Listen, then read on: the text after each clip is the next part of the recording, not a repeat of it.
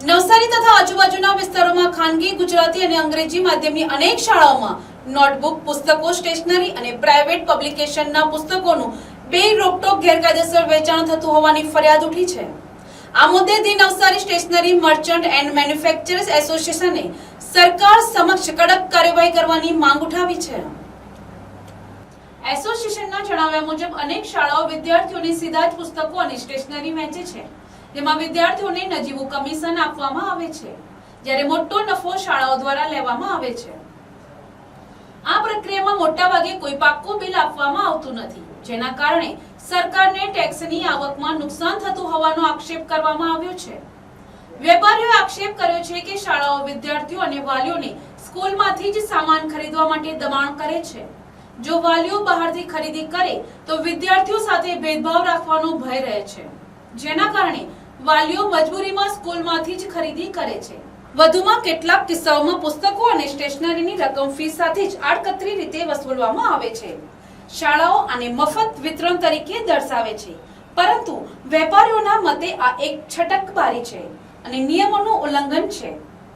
એસોસિએશનનો આક્ષેપ છે કે શાળાઓ દ્વારા ઘણીવાર હંગામી દુકાનો ઊભી કરીને અથવા કોઈ વ્યાપારી સાથે સાંઠગાંઠ કરીને વેચાણ કરવામાં આવે છે, જ્યાં દુકાનની કોઈ સત્તાવાર નોંધણી કે સેલ્સ ટેક્સ નંબર પણ નથી। પ્રાઇવેટ પબ્લિકેશનના પુસ્તકોને પ્રોત્સાહન આપતા શાળાઓ સરકારી પાઠ્યપુસ્તકોને અવગણે છે, જે સરકારના ભાર વગરનું ભણતર સૂત્ર સામે છે। વેપારીઓએ માંગ કરી છે કે શાળાઓ માત્ર જરૂરી સામગ્રીની યાદી આપે અને વાલીઓને ખુલ્લા બજારમાંથી ખરીદી કરવાની સ્વતંત્રતા આપવામાં આવે। એસોસિએશન દ્વારા ચેતવણી આપવામાં આવી છે કે જો આ ગેરકાયદેસર પ્રવૃત્તિઓ પર તાત્કાલિક રોક લગાવવામાં નહીં આવે તો તેઓ અહિંસક આંદોલનથી લઈને ઉગ્ર વિરોધ સુધીના પગલાં લેશે।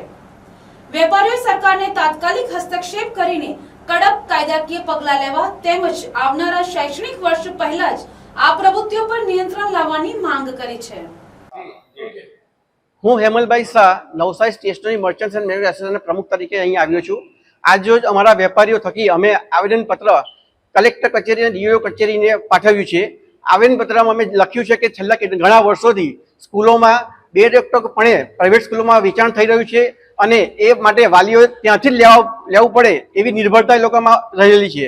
જો આ પ્રકારનું વેચાણ બંધ થાય તો અમારા ઘણા વેપારીઓને ફાયદો થાય, વાલીઓ પર આર્થિક બોજ ન પડે અને વાલી વિદ્યાર્થીઓને બજારમાંથી માલ સામાન લેવાની છૂટ આપવી જ જોઈએ।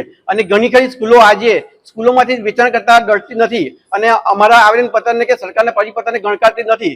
તો અમારી એ નમ્ર અરજ છે કે આ પ્રકારનું વેચાણ સ્કૂલોમાંથી બંધ થવું જોઈએ અને વાલી વિદ્યાર્થીઓને માર્કેટમાંથી લેવાની છૂટ આપવામાં આવે એવી અમારી વિનંતી છે। વેપારીઓને નુકસાનમાં એ થાય છે કે દરેક સ્કૂલો અમુક પર્ટિક્યુલર વેપારી સાથે એ લોકોની લિંક હોય છે અને ત્યાંથી સામાન મળતો હોય છે। તો અમે આ વખતે દરેક સ્કૂલોમાં જઈને વિનંતી પત્ર આપેલ છે કે તમે તમારું લિસ્ટ અમને અમારી અમુક ચોક્કસ દુકાન માટે પ્રયત્નો કરતી હોય છે। માટે આપવામાં આવ્યું હતું કે આ પ્રકારની પ્રવૃત્તિ બંધ થાય અને અમારા વેપારીઓ તરફ હિત રાખીને ધ્યાનમાં લઈને કામ કરવામાં આવે। Bureau report, NTC news, Navsari.